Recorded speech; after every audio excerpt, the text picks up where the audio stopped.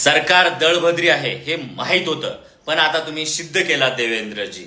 शेतकऱ्याचे दोन पोरं, एक रविराज साबळे पाटील, दुसरा त्रिशूळ पाटील, हे दोन्ही पट्ट्यांनी सरकारच्या बुडाखाली आग लावल्यासारखं तुम्ही आज तळमळत आहात. अरे हे दोघं प्रश्न तर विचारत आहेत, शेतकऱ्यांचे प्रश्न मांडत आहेत, सर्वसामान्य नागरिकांचे, शोषितांचे प्रश्न मांडत आहेत.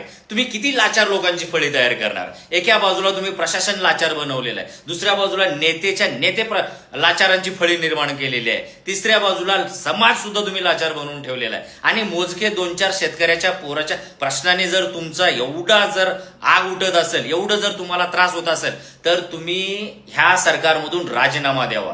कारण तुम्हाला आम्ही काम करण्यासाठी बसवलेलं आहे. तुम्ही आमचे नोकरच आहात. तुम्हाला जो पगार भेटतो, तुमचा जो रुबाब आहे, तो आमच्या टॅक्सच्या पैशातून येतो. हा माज अजिबात नको आहे. नोकर आहात, नोकरासारखं राहायचं. आणि हे जे पोरं प्रश्न विचारतात त्या प्रश्नाला उत्तर द्यायचं आहे, धमक्या अजिबात नाही. आणि पट्ट्या हो, वागा हो. तुम्ही ह्या काळातले सध्याचे तुम्ही भगतसिंग आहात, वाघ आहात. ह्या कोल्या कुत्र्यांना अजिबात घाबरू नका. आमचा पक्ष तुमच्या सोबत आहे. आमच्यासारखे हजारो लाखो लोक आणि अख्खा महाराष्ट्र तुमच्या सोबत आहे. लढा, बिंदास लढा, कारण तो तुमचा हक्क आहे. येणारा काळ नक्कीच तुम्हाला एक क्रांतिकारी म्हणून ओळखेल.